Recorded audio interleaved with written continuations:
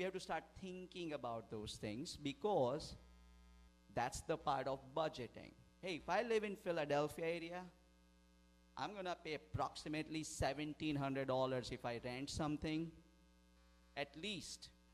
And I'm going to pay at least $500 to $1,000 in groceries and all the real estate taxes. All those things have to consider. One of the reasons I live in Delaware, and a lot of other people move to Delaware, is taxes, right? Lower real estate taxes. So things like that is important to kind of think about. How are we going to spend money? We have clients where they make $200,000 a year and their lifestyle is $400,000 a year.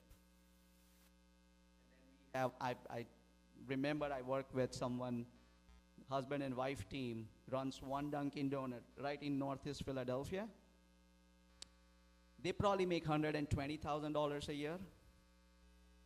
Their lifestyle is $40,000 a year. They save every bit of remaining money in their retirement accounts, in other places, because they have a clear target of not continue to work sometimes in future, right? So again, it's a personal question, but you just got to be aware of it. Let's go to the slide, please. That's self-fulfilling prophecy. Why do you need to save for retirement? Everyone knows that. Go to the next one, please. There are some data like that. I mean, you can, with ChatGPT, you can ask these questions. I mean, people were Googling this before. But this is a crazy number. That 50% of us, when they say American, of course, they look at everyone, but I see this. 50% of us do not have any savings in retirement.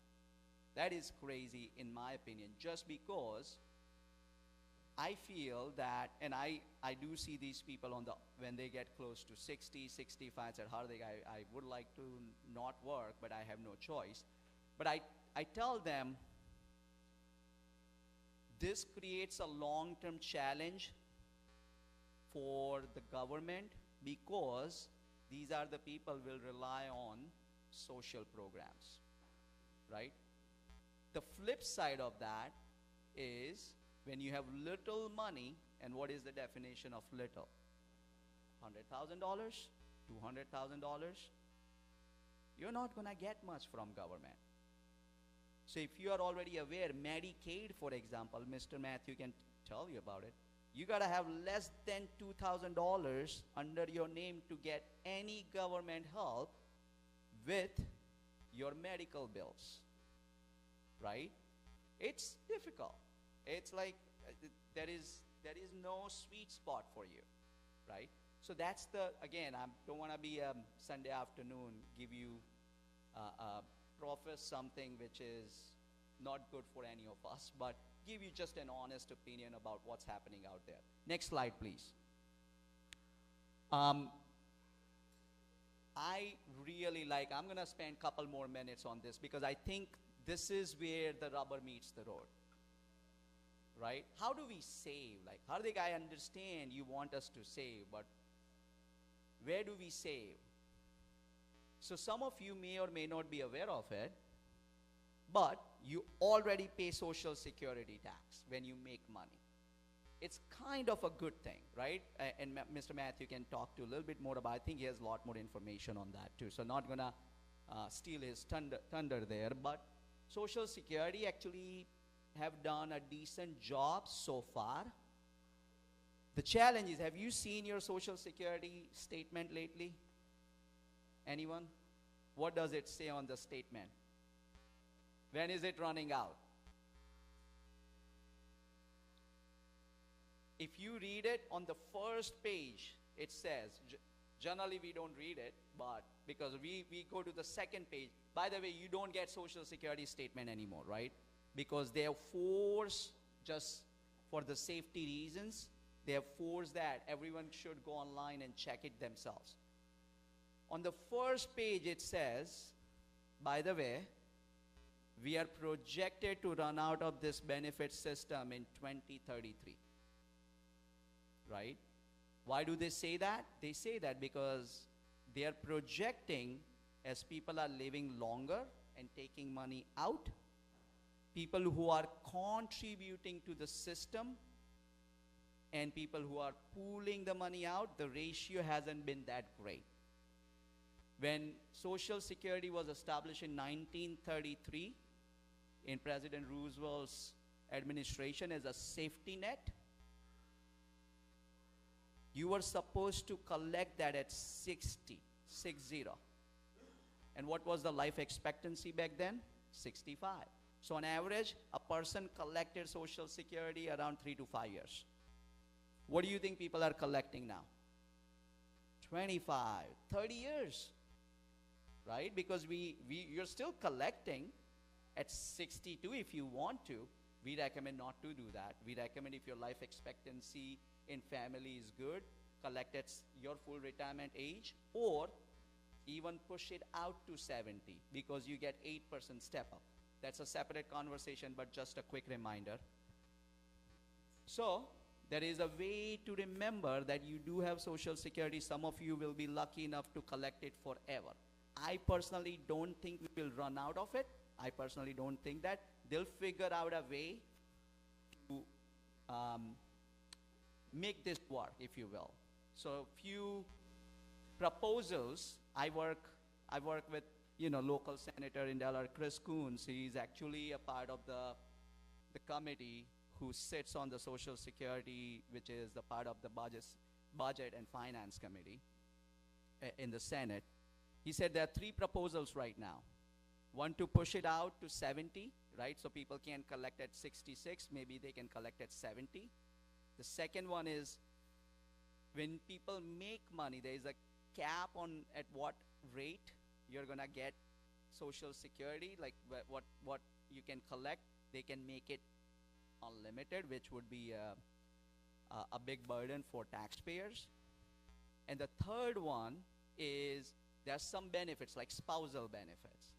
Discontinue that, right? So I don't think they're gonna pass those, because people who have paid for years and years in the system, they don't wanna lose their benefit, because you're promised something. You don't wanna, if they don't keep their promise, that's, and the government is supposed to provide you that benefit, what happens, right? We lose faith in the government. We don't want that to happen.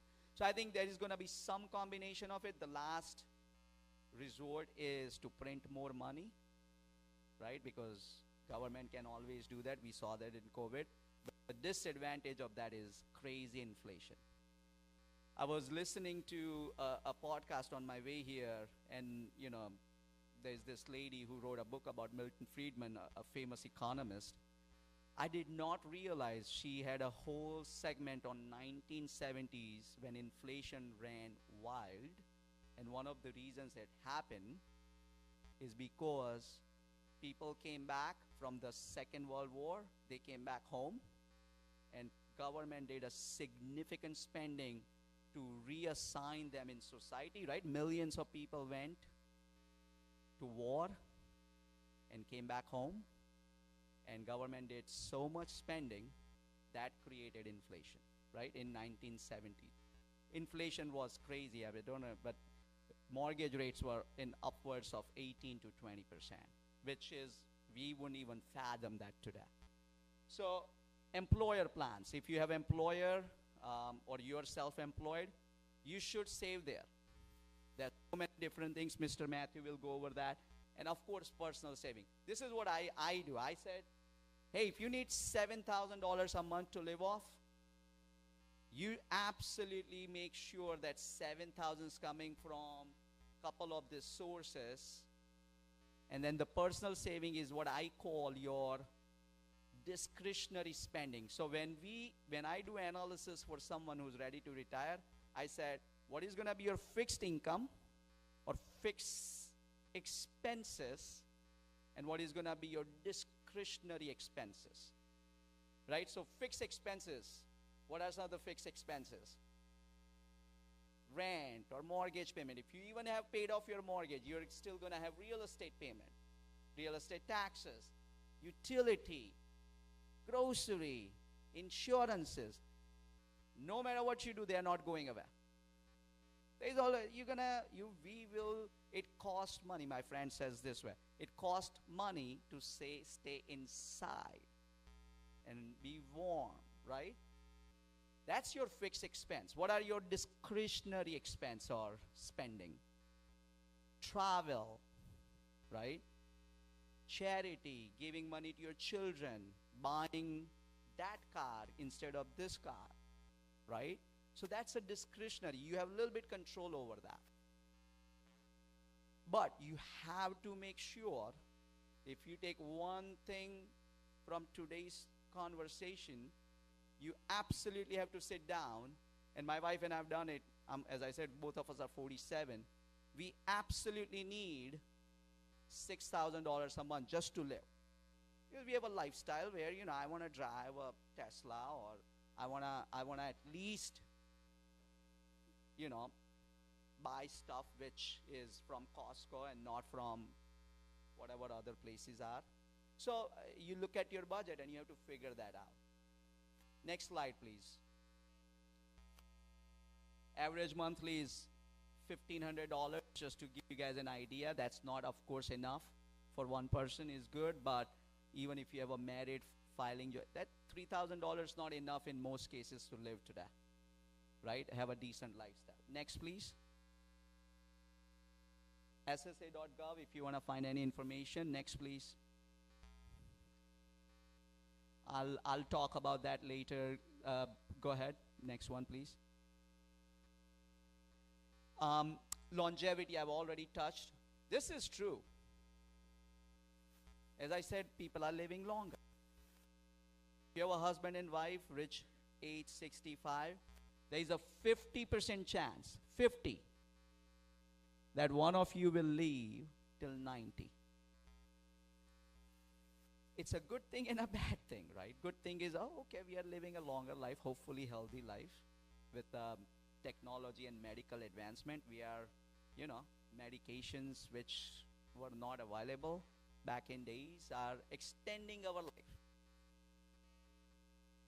But as I said before, with longer life expectancy comes all the other things we need to live. Those expenses don't go away, right? So I'm gonna stop in a minute here, but any questions so far?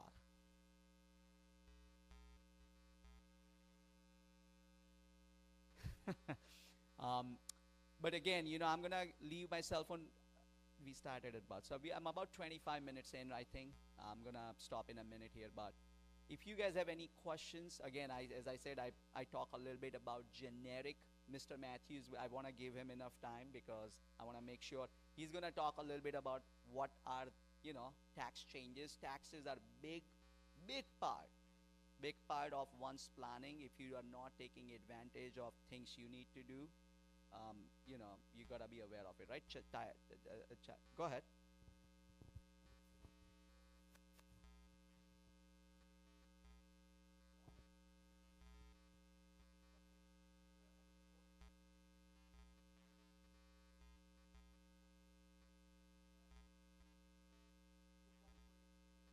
Yeah, no, that we get all the time. That question we get all the time, right? So when you collect at 62, do you know what happens to your benefit? It gets reduced, right? By 40% sometimes, if not more. At least 40, right? Depending on when is your full. So we have done research, like it's a numbers, right? When you collect at 62, if you live past 75, your break-even point is now you would have been better off collecting at 66. Right? Because you're going to collect more money in that 9 years than what you're going to collect with a lower monthly benefit between those 13 years if you would have started late. So what I'm trying to say is, let's say if you collect at 62, let's say your benefit is $1,000. But if you collect at 66, your benefit's $1,500. $1,500 every month is gonna be more after 10 years than $1,000 every month between 62 and 75, so in those 14 years. So it's a life expectancy conversation as well, meaning if we are in good health, relatively speaking, of course we don't know when we're gonna go, then it's better off to collect at 65 or 66. Okay? In fact, I tell people that you have good genes and you're relatively in good health, even push it out to 70. Because you get 8% step up. And that number, so the break-even number is 78. Meaning, if you collect at 70, and if you live up to 78, you already collected more money than what you would have, received if you would have started at like 66. So, but, and I see that. My mom, herself, she said, I'm going to start at 62. I said, hold on. Your dad lived till 95. And you run around like crazy woman, right? Like my mom's very active. So I said, no, don't do that. Collect at 66. Here comes 66. She says, oh, I'm going to collect. I said, I would suggest you collect at 70. And she ended up, now she's 74. She's in really good health. So I'm like thinking about it. It's a good decision. The other thing, again, this may or may not be there. Let's say you're collecting at 70 and you pass. God forbid you pass. Your spouse actually get that number. So it's mind-boggling that that's a little bit of a loophole in Social Security there, right there. But that it's still true. They close couple of loopholes, but that is still out there. So my suggestion is, don't rush into, I'm getting $700 a month and just start collecting. Don't do that. Wait for the delayed gratification if you could. Have some faith in the government. Because Social Security, there's 60 to $70 million people collecting Social Security right now. The government's not going to just wake up one day and say, we are not going to give anyone any benefit. No, they're not going to do that. Because, that's going to be a chaos. So that would be my suggestion. Did I answer your question? Good, good. Any other question for me? Yeah. I'm sorry?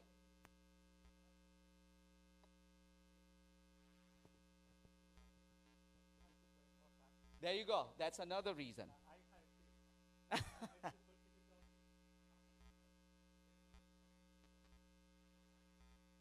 So there you go. So that's another. I didn't even think about that because automatically my brain went, why would you collect if you don't need money, right? That's where my brain went. So my brain is suggesting that you're retired at 62. No, if you're not retired and making money, then it's even a bigger challenge because every $3 you make, $1 of Social Security will be either reduced, and then there are limits, and Mr. Mathew can talk about it. There are limits on if you make more than, I think the $45,000 which is a small number for between married filing joint couple. You pay 85% of your Social Security is taxable, right? So, and then now you're making, let's say, $150,000. Now you're paying on your early benefit, you're paying so much more in taxes. You're paying 22, 24% in federal income tax on your Social Security, which you actually pay technically on the money earned after tax. So, it's not about just not having that faith. Let me just collect while I can. No.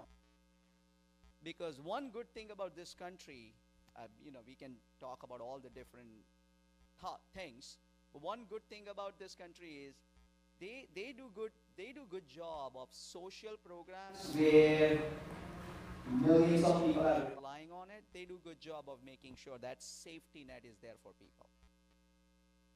No, thank you for that. That's a good information. Go ahead. So what will happen? We are paid right now. Yeah. So do we get paid after the... Yeah. So let me rephrase it. So they say it's like it's with an asterisk. Because they say our current projection determines or assumes that we are going to run out of money at 2033. They are not saying you're not going to get paid. So that's the reason every administration so far has kicked the can down the road, because it's such a sensitive topic to talk about how do we tax Social Security more or how do we get more money, right? 3 programs, Social Security, Medicare, and Medicaid, is 70% of our $20 trillion budget every year. Those 3 programs single-handedly takes more than 60% of everything we pay in the system, everything. So I don't think they will say no more money for you guys. That would be anarchy. That would be a chaos. So what they are trying to do between now and then, and hopefully one of the presidents, whether current president, the next one, or the Congress figures it out, is just trying to come up with a solution. They have to, because literally there is no money. So what are the solutions? Print more, collect. There are only 2 ways they can take money, right? Either take it from us collectively or print more. The disadvantage of printing more is we already experienced over last 18 months, 24 months. They printed $4 trillion in COVID, brand new money. When I use the word print, no, they don't print it anymore, right? They don't print it. It's all digital, right? But what happened because of that? Inflation went rampant for that short period of time. And they now have good control. Again, it's rhetoric, we can talk, but I feel every time I go, I'm like, my God, why is this ticket so much more expensive? You know, I used to travel to Chicago for like $280. I can't find anything for $500, right? So, go ahead.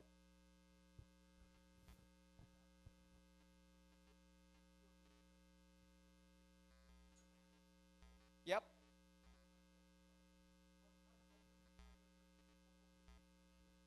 That is exactly right. So that 1,500 is not just, so if you see your statement, the number you'll see keep going up a little bit. And Social Security, actually their inflation benefit, so they always add in people who are receiving Social Security, they may have seen it, their benefit goes up by a little bit. But the challenge is they look at what they call core inflation. So they take out they take out energy prices and they take out shelter prices, which is generally shelter is the most expensive inflation. So approximately over last 10 years, Social Security has gone up on an annual basis by about 1.5–2%. There was a year, 2023, when they saw inflation, Social Security did go up, I think, around 4%.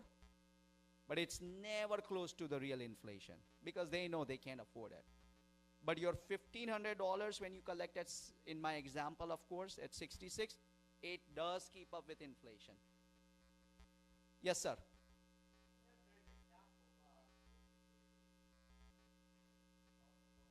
Yep. Yep.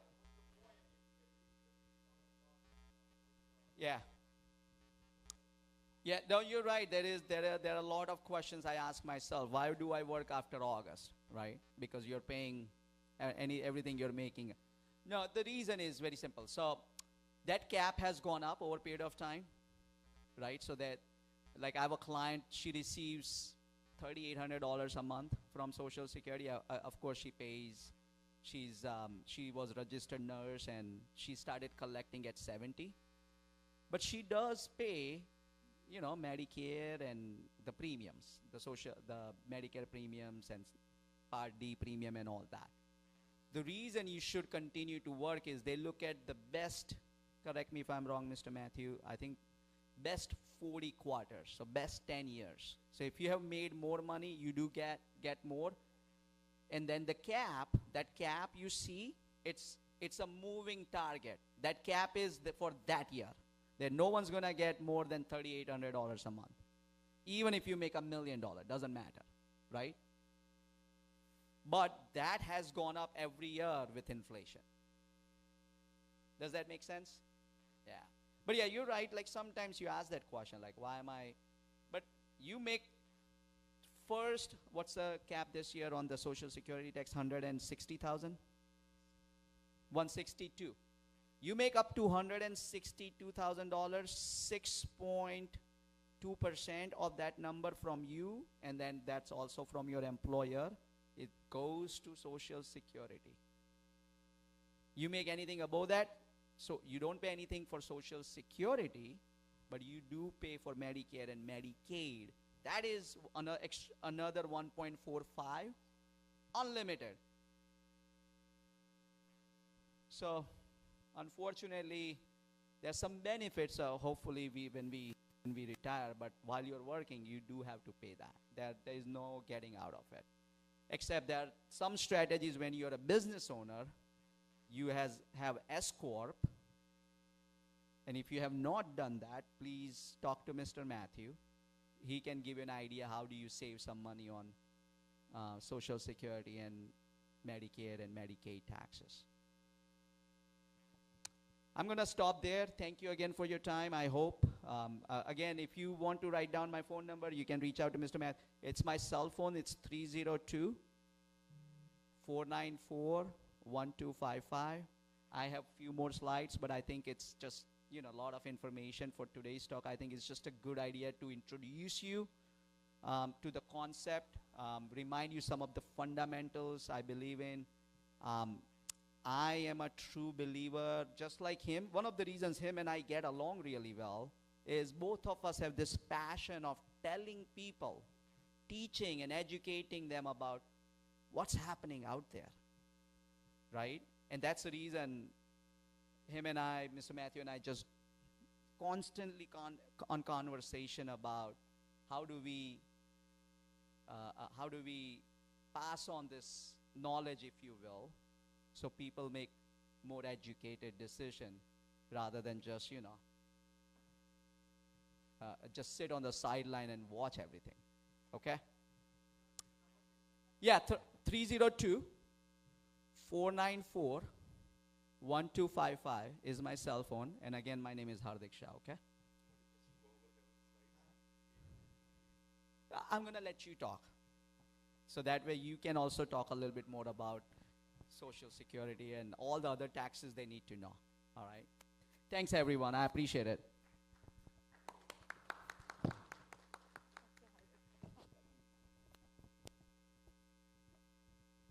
Thank you, Hardik, a lot. On behalf of everyone present here, I want to express our sincere gratitude for your insightful seminar regarding retirement saving plans and Social Security. Your expertise and clear guidance provided us to make important decisions regarding our future. Now I would like to invite Mr. George Matthews to share his valuable expertise on taxation. Mr. George Matthews, as everyone knows, he is a seasoned CPA with 25 years of experience and over 40 years of experience in taxation and financial services. He has been active in community leadership and advisory roles. He currently practices at George Goldstein Company in Feasterville. Now I would like to invite.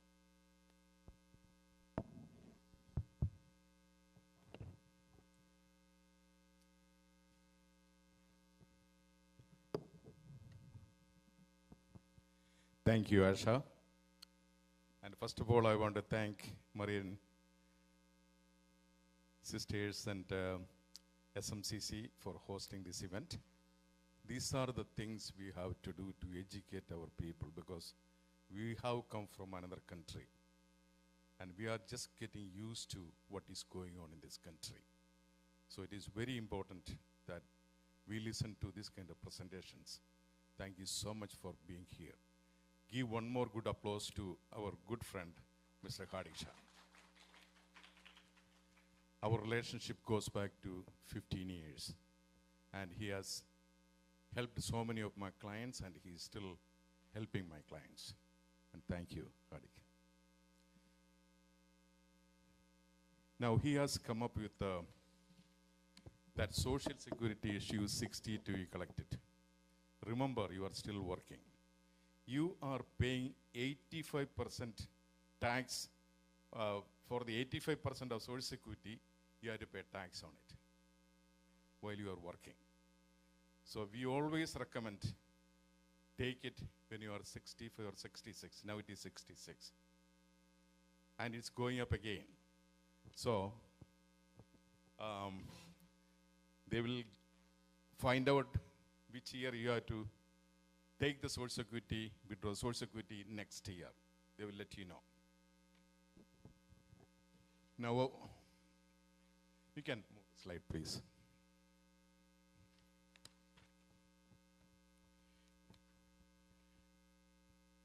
As you all know, Secure 2 Act,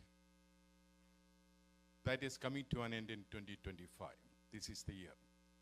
So we can expect a lot of changes coming in 2025 and onwards. So in 2026, there will be a totally different tax structure in this country that we CPS all are anticipating the changes.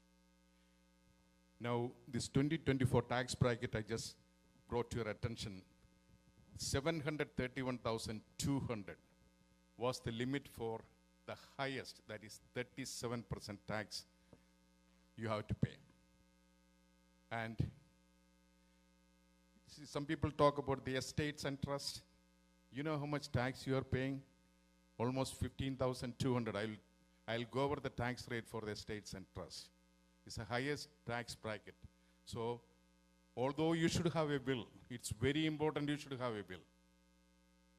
Whether you are 50 years old, 60 years old, 70 years old, does not matter. You don't want your assets, you don't want your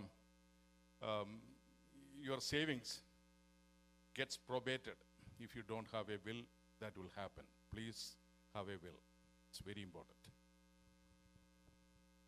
Let's go to the next slide, please.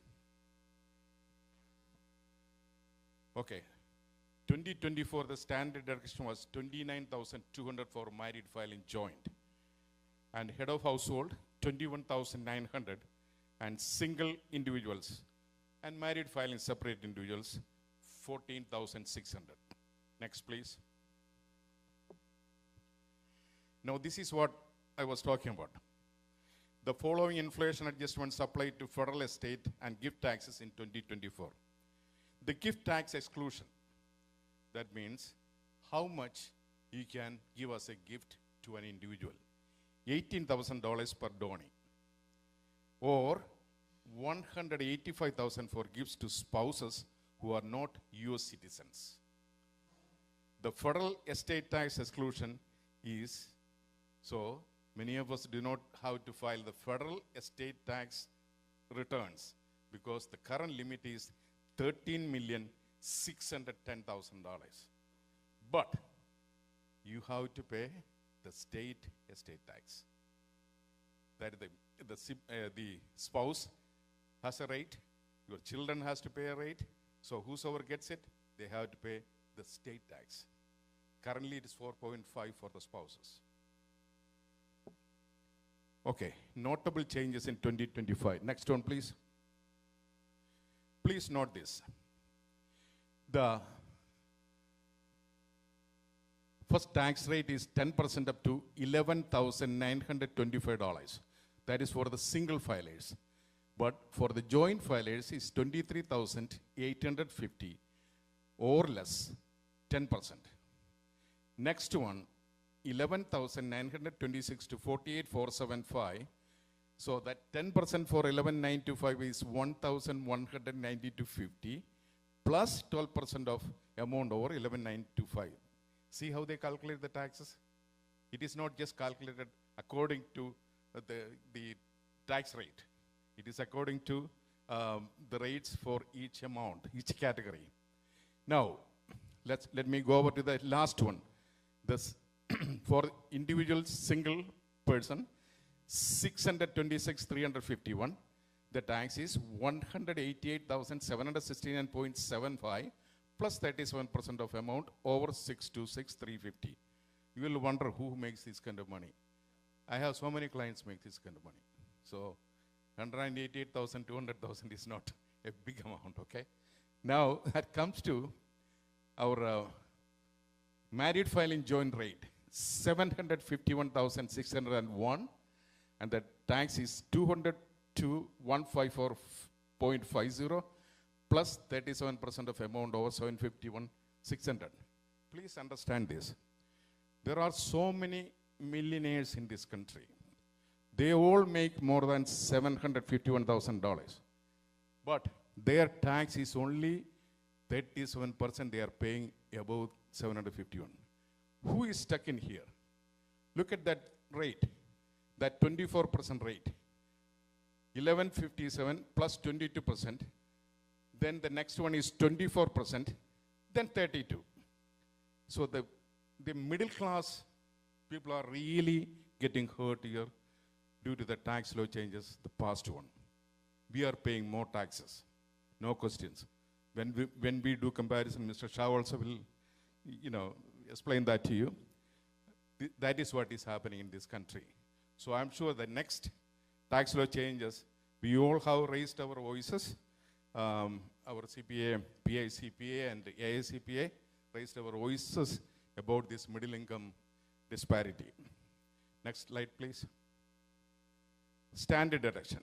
I told you about the standard. For single taxpayers and married individuals filing separately for the tax year 2025, the standard deduction rises to 15,000 for 2025, an increase of 400 from 2024. Married couples, now it was 29,200, now it is 30,000, an increase of $800. Next one, please. 30,000, yes.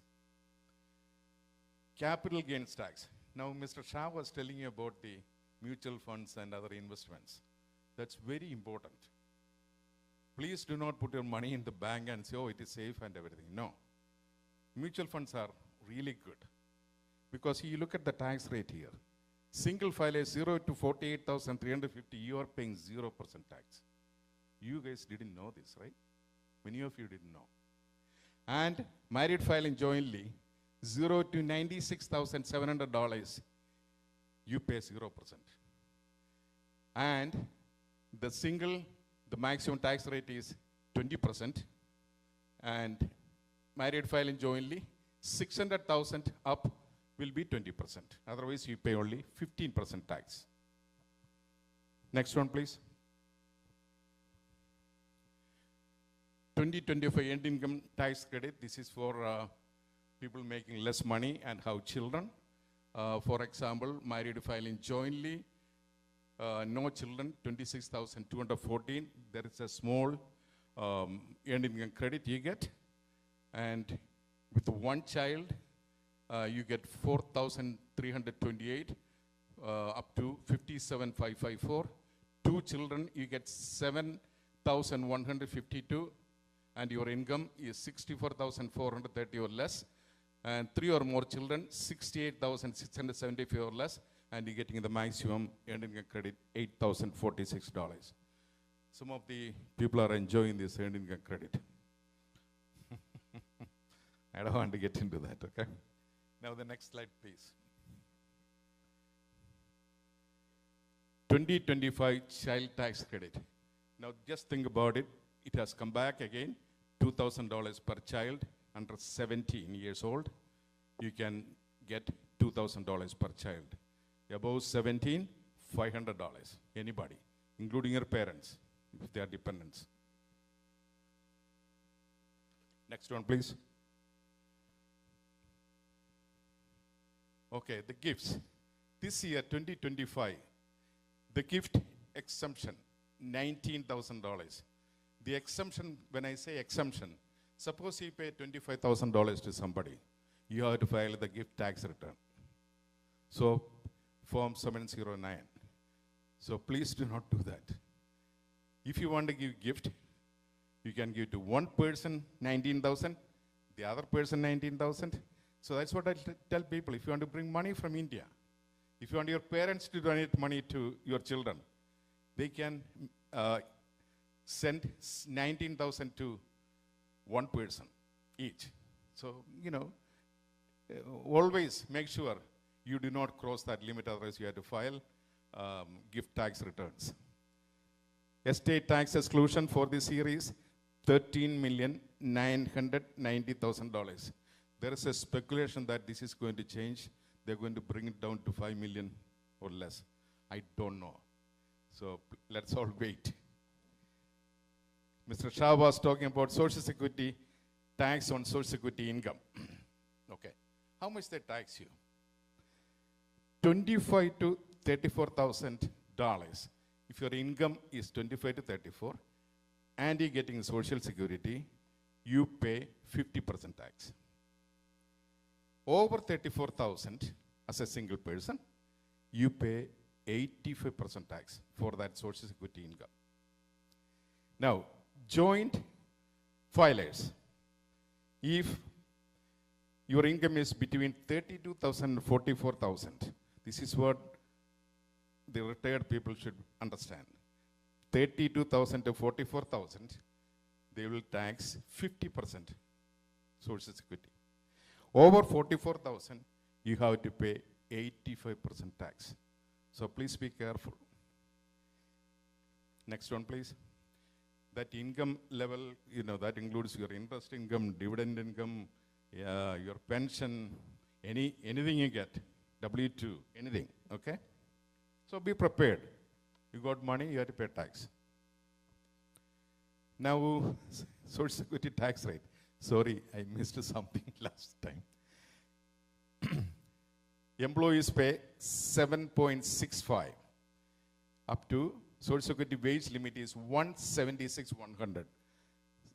I'm sorry, I gave you the wrong number at that time. And Medicare wage limit, no limit. Medicare wage, if you make $2 million also, they will continue cutting Medicare tax. That is 1.5% tax rate. If you are self-employed, there are a lot of people self-employed, Schedule C filers. You pay combined tax rate. That means you are paying employer rate and employee rate together. That will be 15.3. And Social Security wage limit is 176,100. The tax rate is 12.4% tax. So your net income from a Schedule C is up to 176,100. They will charge you 12.4. Anything more than that, that is free. Now, Medicare wage limit, there is no limit. They will charge 2.9% tax for self-employed. Next one, please. Now, Mr. Shah went over the Social Security benefits payable in January 2025. These are average numbers from the IRS website. All retired workers before COLA cost of living adjustment on 2.5%. That's cost of living adjustment. So please understand, before COLA, before adjustment, 1927. After COLA, 1976. Age couple with receiving benefits, 3,014. That's what he was talking about. What is the maximum you get? So it is 3,089. Now, what else is applicable to us? Disabled workers, spouse, and one or more children, 2,757. And after COLA, it is 2,826. All disabled workers, 1,542 before COLA, and after COLA, 1,518. COLA, cost of living adjustment, that is 2.5%. Please remember this. Next one, please. Other tax matters.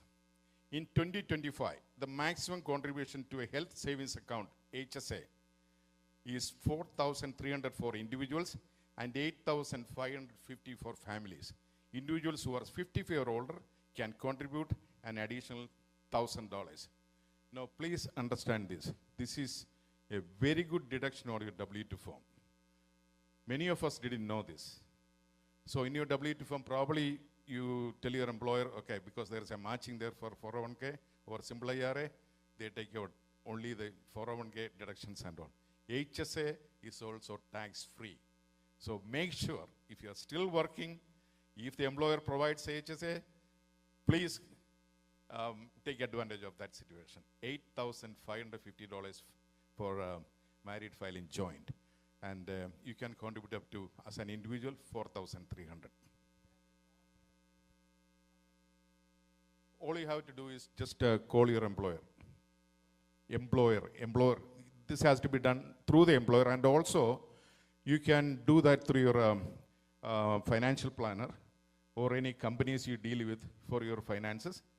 They can also start an account for you. And when you file taxes, you get a deduction for that amount. That is allowed. Okay? Say it again. It will be done. Yes. There's a limit, but it will fall out. But you can use this HSA money for anything, any medical related, any items for your kids, your family, even your parents. They don't question that. Foreign earned income exclusion for tax year 2025.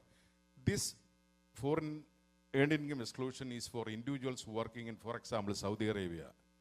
You take a break from here and go to Saudi Arabia and work there. Okay. Then, in 2025, you get an exemption of $130,000. So you file separate forms here, but you file a tax return if you are a US citizen or a green card holder. But you don't have to pay for $130,000. And there's another aspect to it. In some countries, I have a client working in Germany, but that person is paying tax there. So I file taxes here and get the credit for the amount they are paying in Germany, and we file the tax return here, showing that credit. You cannot have both benefits, either or. Either you take $130,000 as an exemption, or take the credit for the foreign taxes you are paying. That is the rule. So that is a good thing. I really believe that is a good thing, because Germany and all, we think that we pay more taxes. No. We have to see the other countries how much they pay. Almost 40% tax. 40% tax. I have seen on that on their statement. Estate tax credits, estates, residents, we went over this. Annual exclusion for the gift, we went over. Adoption. If you want to adopt a child, there is a credit for for adopting a child. It is $17,280. So I don't know how many people want to do that. Now, standard mileage rate. Many people ask me, can I take I'm traveling so much to my work, I'm doing that, I'm doing this. No, individuals, are employed. No, you cannot take any mileage, standard mileage rate anymore. That has been removed from Schedule A. But for business use of your auto, 70 cents per mile, you can deduct. But you have to have a log. They are very, very strict with this thing, okay? You have to have a log, and you have to keep track of how many miles you drive for your business. So please make sure, keep a log on a daily basis. Charitable use of auto. I'm sure some of the trustees and everything, they have to come back here a couple times, 3 times. Yes, you can take 14 cents per mile. So that is on Schedule A. Depending upon, how much total coming on a Schedule A, you get a deduction on the charitable. Through that also, you have to keep a log. You have to keep a log. Everything you have to have. If an audit comes, they ask for the log. You have to provide that one. You have to tell them, okay, 3 times I have to go there. This is the mile from my home to here. Now, medical use of auto for coming to the church, Sunday church, no.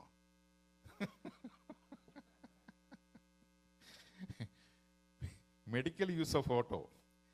Now, medical use, there is a mileage rate of 21 cents you can deduct for the medical use, not for nurses and other people working in the hospital, no. This is for medical use, meaning taking a patient, going and visiting a patient and stuff like that, okay? Now, moving expenses for auto, this is only for armed forces, members of armed forces only. They are getting 21 cents for their moving from one destination to another destination. Next slide, please. Life insurance. Somebody specifically said, we want to know about life insurance. Should we carry the life insurance? This is what I want to tell you about. Life insurance is crucial for protecting loved ones from unexpected financial hardships. A needs analysis helps determine the right coverage amount by evaluating financial obligations, future needs, and existing assets. The goal is to help ensure your loved ones have enough financial resources to maintain their quality of life if you pass away. This assessment examines various factors such as income, debts, lifestyle, and future goals. And if you are the sole breadwinner, the need of insurance is very high. Now, you understand what I explained to you. According to your need, if you are still working, you are young, and something happens to you, you are the only breadwinner, yes, definitely you should have life insurance. But if you are older and you have enough money for your retirement and all, I don't think you should have life insurance. I don't recommend that. And if you have life insurance, you have a beneficiary listed on your life insurance, your spouse. But make sure you have a contingent beneficiary listed on your life insurance application. What happens if you only have listed your wife and she passes away? After you passed, then she passes away, there is no contingent beneficiary, then it's going under probate. So please be careful with this. If you have life insurance, call your company and make sure you have two people listed, primary and contingent beneficiary. Next one, please. Federal tax credit for energy efficiency. This started in 2023. I don't know how many of you know this. Qualified energy efficient improvements to your home after January 1, 2023, you may qualify for a tax credit of $3,200. You can claim the credit for improvement made through 2032. Improvement meaning not your paneling or stuff like that, okay, please? There are specifications for this. Qualified energy efficiency improvements installed during the taxable year, residential energy property, home energy audits. Next one, please. Qualified expenses include cost of new clean energy property, including geothermal heat pumps, fuel cells, battery storage technology. The credit is allowed for qualifying property placed in service on or after January 2023, and it's up to 2033. That means you made a change in 2023 or 2025, then if you are doing one in 2030, you can still take that credit. So according to this law, it is allowed until 2033, until they change it. The maximum credit you can claim is $1,200 for energy efficient property cost and certain energy efficient home improvements with the limits on exterior doors. Energy efficient exterior doors, $250 per door and $500 total. Exterior windows and skylights, $600, and home energy audits, $150. $2,000 per year for qualified heat pumps, water heaters, biomass stoves, and the biomass boilers. If you installed all these things, you can take a credit up to $3,200. Otherwise, you have to specifically credit what is available.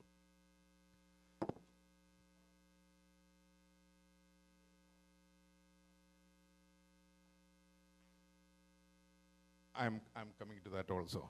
Okay. Defining by your manufacturer, you get a certificate. Yes. You have to provide that to your tax preparer as well as IRS questions it. You have to send it. Now they are coming with a new law that I will go over.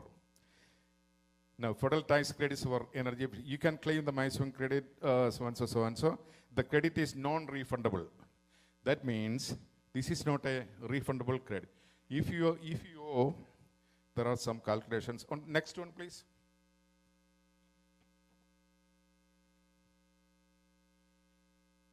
Suppose you owe in taxes, you own your tax return, your tax liability is $15,000. Oh, okay, I'm coming to solar credit. Okay, go back, please. Now, who can claim this credit? Energy efficient claims. You may claim the energy efficient home improvement credit for improvements to your principal house, and the home must be located in the United States. An existing home that you improve or add onto a new home. Improvements you are doing to a new home. Now, the solar credit. So many people ask me about this credit. Next one, please. In 2025, the federal solar tax credit equals 30% of solar installation cost. And it directly reduces your federal income tax liability.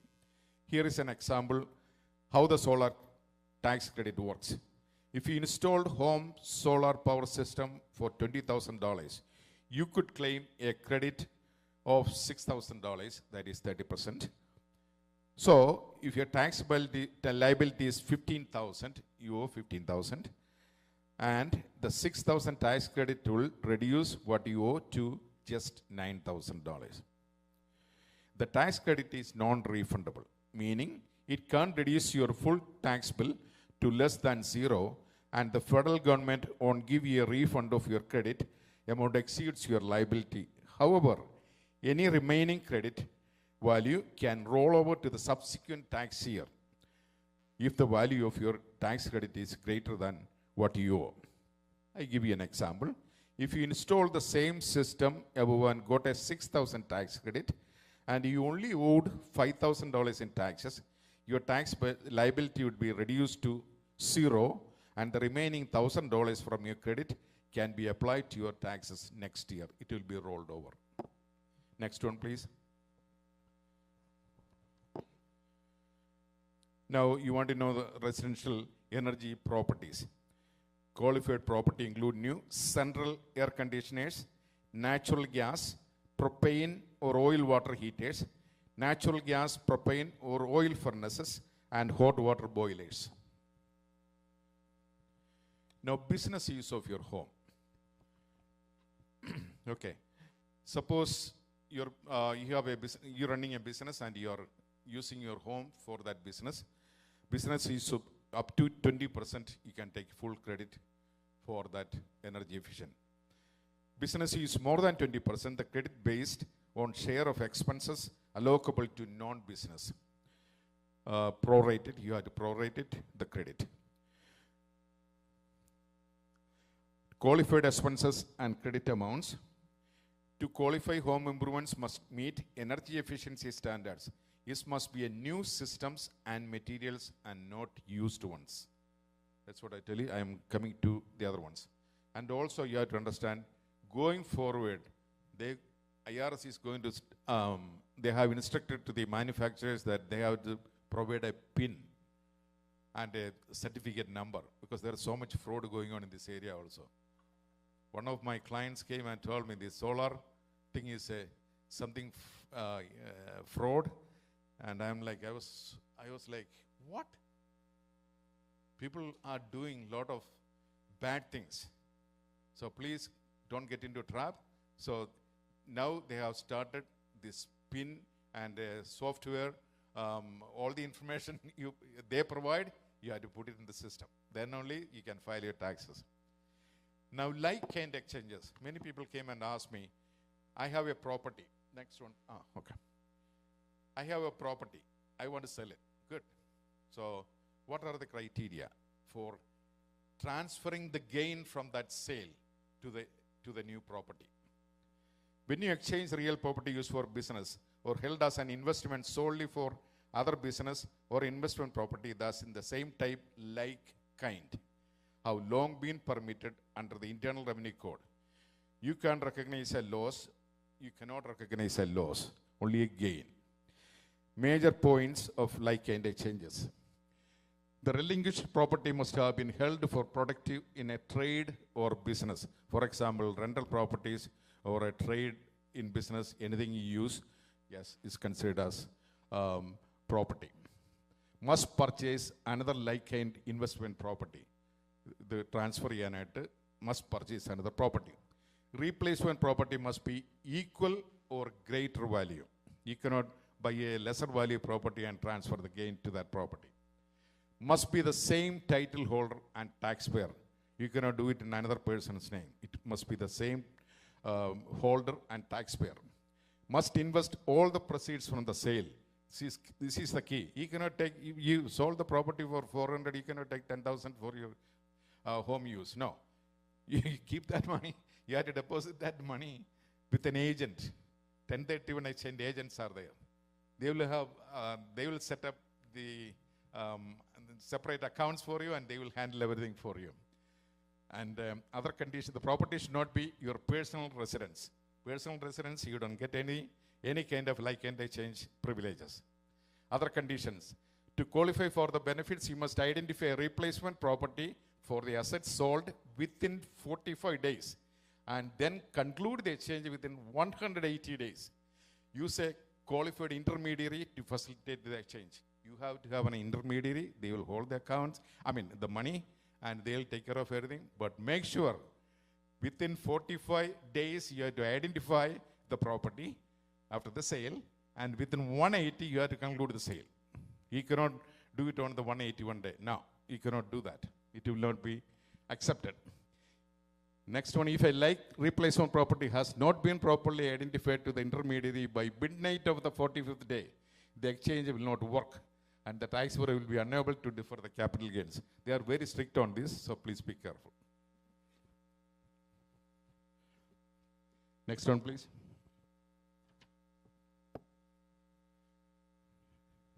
Required minimum distribution. Many of you have questions about RMD. Okay. And some of you do not know how to calculate how is it coming. It's very simple. They have tables there. All you have to do is, if you are 73, each year they have speculation. So required minimum distributions are the minimum amounts you must withdraw from your retirement accounts each year. What happens if you don't withdraw the minimum amount? You get penalized. So please do not allow that. So you generally must start taking withdrawals from your traditional IRA, SEP IRA, IRA, simple IRA, and retirement plan accounts when you reach age 73. So individuals born in 1951 must receive their first required minimum distribution by April 1, 2025. Instead of December 31, 2024, you have the date until April 1, 2025. You should call your retirement, whosoever is there, and ask them to tell them you want to take the RMD. That is very important, and I'll go over this table with you. How to calculate RMD distributions. For simplicity's sake, let us assume, hypothetically, investor has an IRA with an account balance of $100,000 as of December 31, the prior year. To calculate the RMD, the year they turned 73, they would use the life expectancy factor of 26.5. Can we go to the next one, please? See, age of retiree, 73.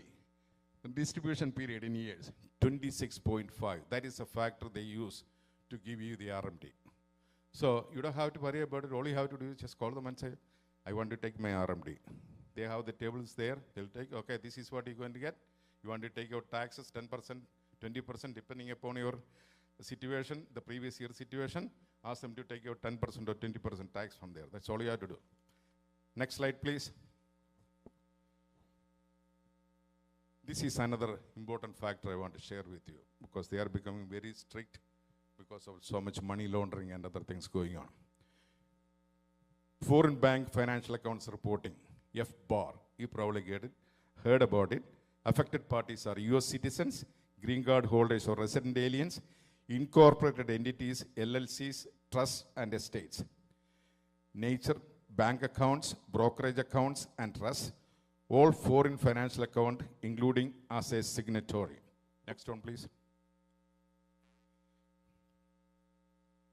Non-reportable agencies are the governmental entity and international financial institutions, etc. Criteria. What is the criteria for filing FBAR report? File FBAR if more than $10,000 in any foreign bank accounts, any time during the taxable year. File FinCEN Form 114 along with your taxes. This is very, very important. When you file your taxes, along with that, you have to file. You have until the extension time is October 15. You have until that time to file a FBAR report. You should file that. Please don't avoid it. It's very important.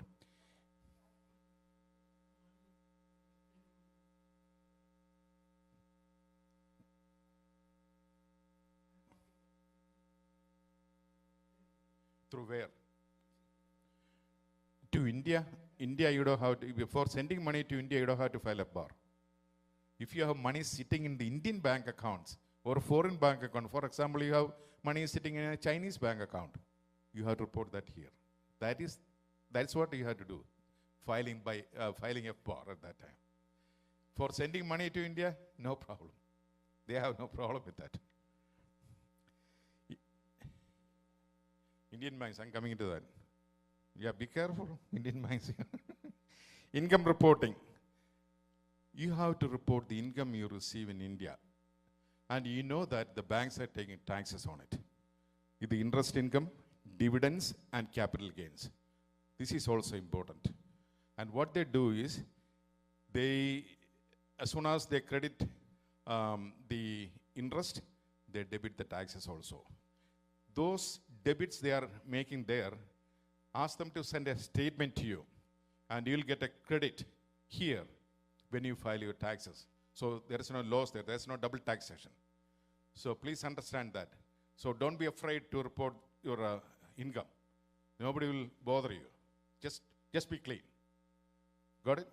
So that's what in Indian banks, that's what you have to do. There's no limit. There's no limit.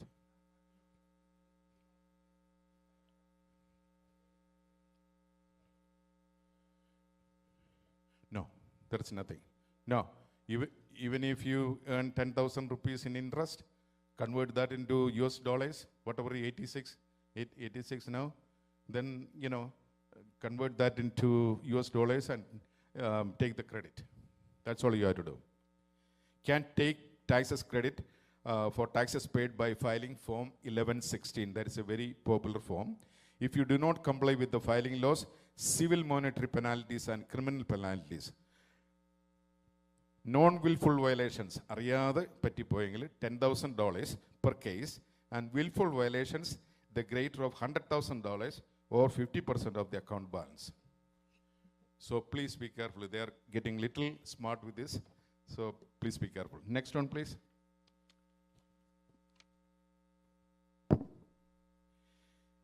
Asset sales in foreign countries like India for US taxpayers. Question മനസ്സിലായില്ലേ? ബാങ്കിൽ കിടക്കുന്ന കാശ് 10,000 കൂടുതലുണ്ട്. FBAR file ചെയ്യുക, ഇൻട്രസ്റ്റോ ഡിവിഡൻഡോ കിട്ടുന്നുണ്ടെങ്കിൽ ആ ഇൻട്രസ്റ്റും അവിടെ കൊടുത്ത ടാക്സും റിപ്പോർട്ട് ചെയ്ത് ക്രെഡിറ്റ് എടുക്കുക. Okay? That's all you want to know. Okay. Asset sales in foreign countries like India for US taxpayers. This is a valuable question for many of you. Taxable short term, less than 1 year if you are holding that. For example, people have stocks, investment. Some of my clients have stocks, mutual funds and everything, less than 1 year. That will be treated as short term. Or a real property you bought and you want to sell it within 1 year. Yes, the same treatment like here. you have to treat that. Credit for taxes paid can be taken by filing for 1116. In India, the tax rate now they are reduced to 12.5. That's what I hear. But the rate was 20% for Pravasis. People like us had to pay 20% before. Anyway, that is changed now. Transfer of funds to USA after filing 15 CB by a chartered accountant, 15 CA filed with Indian Taxation Department, that is the form number 15 CA, and local bank with acknowledgement number. These are the 3 documents you need. If you have any questions, you can definitely call me. I will give you this information again. Asset sales in foreign countries continued. What is that you have to be careful of? Yes.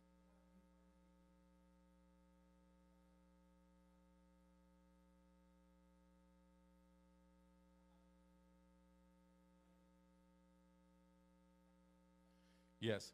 According to the current law, you are supposed to give the social security number also there. Yeah, okay.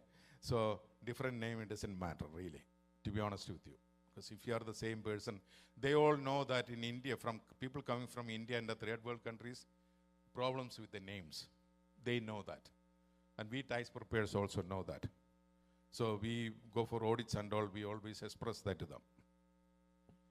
Now, you should have, if you have assets in India for sale, especially the real properties, land or buildings, you should have an attorney, you should have a chartered accountant, and a local bank. You need the support of these 3 entities. Please do not believe any of those people bothering you so much. The brokers, they are the worst people you can deal with. They all are together, you know. The broker from Kannur knows a broker in Trivandrum. That they are that much close. Always remember this. From my experience, I am sharing this to you. So please be careful. You have to have an attorney. You have to have a CA. Yeah, you should deal very closely with your bank for the money remittance and everything. Now, please note, Indian financial institutions are required to report the names, addresses, tax identification numbers, account numbers, and account balances of each account holder. That is a specified US person to the US government authority. They're getting on it now. Foreign financial institutions in India are required to report tax information about the US account holders to the Indian government, which will in turn relay that information to the IRS. Exemptions in reporting. In a bar, you don't have to report if you have a real property in it because you don't know the value. So you don't have to report on a bar. Only the cash you have to report on a bar. Personal property held directly such as art, jewelry, you don't know the value, so you don't have to report that. But stocks, bonds, etc., you're getting, you know how much investment you have in the bank? Yes, you have to report that. Next. FATCA. Under FATCA, certain US taxpayers holding financial assets outside the United States must report these assets to the IRS on Form 8938. Statement of specified foreign assets. Single taxpayers, if it is greater than 50,000, this is in addition to a bar. You have to file Form 8938 if you have more than this much money sitting there on the last day of the tax year. That is, whatever that is.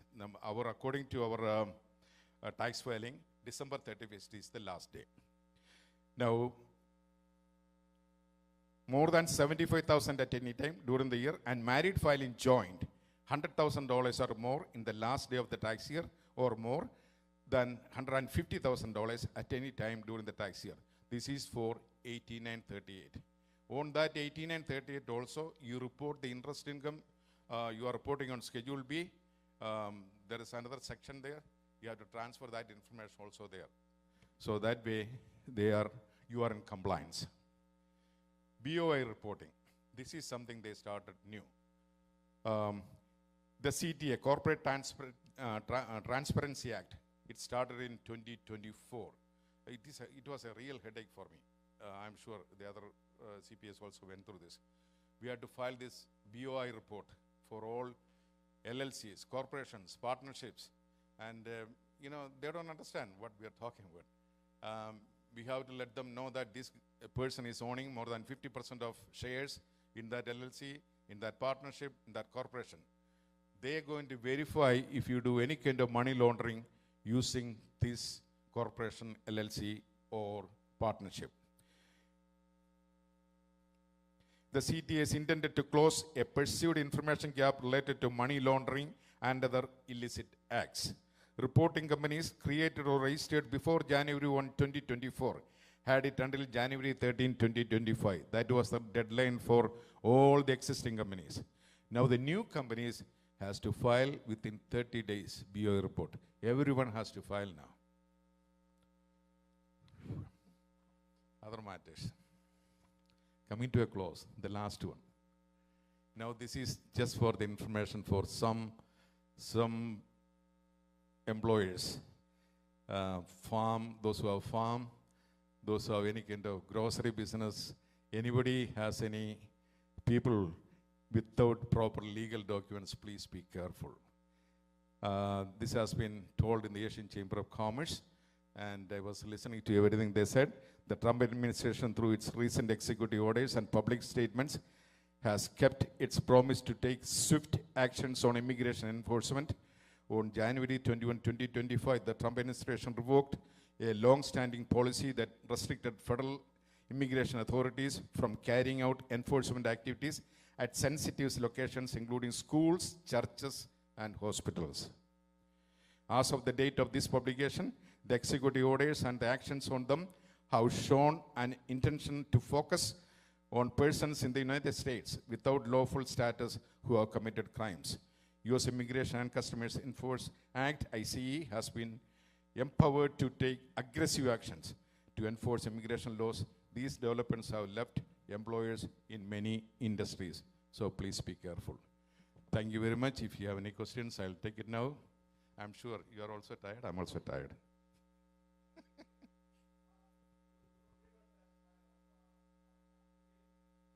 Okay.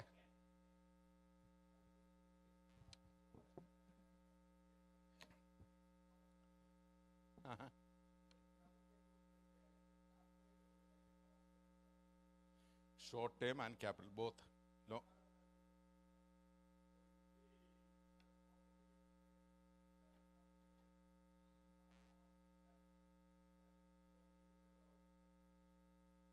No. Long-term capital gain, they can only charge up 20%. Short-term capital gain, it does. If you have more income, they take more taxes, okay? That's capital gain tax, yes. So there is always a connection, the income level and the capital gain tax. Yeah.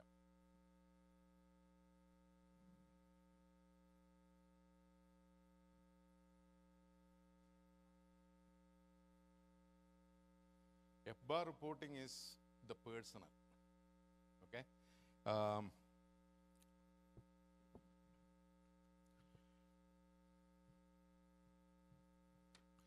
FATCA is actually a legal name that is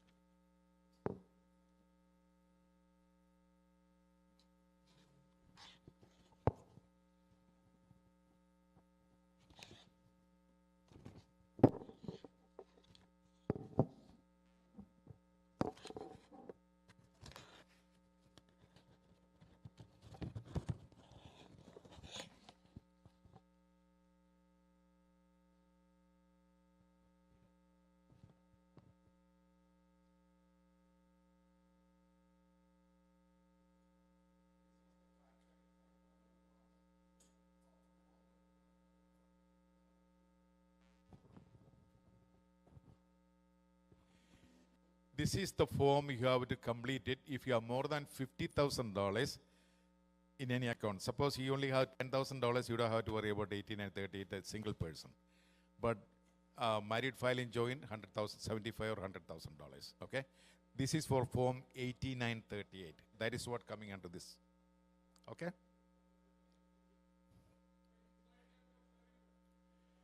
slide share ചെയ്യോ? എനിക്ക് വിരോധമില്ല.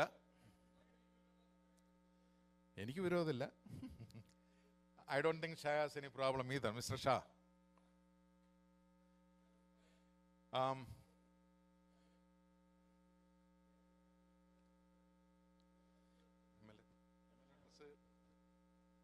Email address എന്നാ ഞാൻ ചെയ്തു തരാം. Mr. Shah. Okay, they were asking, can we share via email to them? The slides. The slides, the presentation. Yeah, Okay. those who want, they can give you email.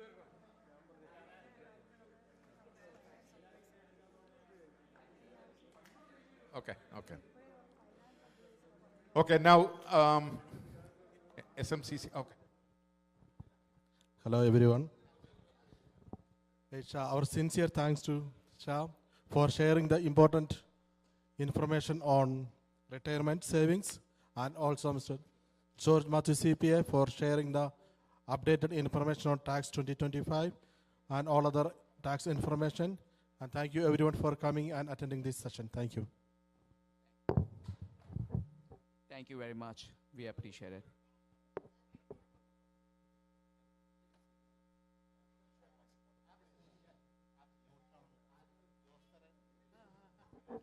എല്ലാവരും വന്ന് ഈ പേപ്പറിലൊന്ന് എഴുതി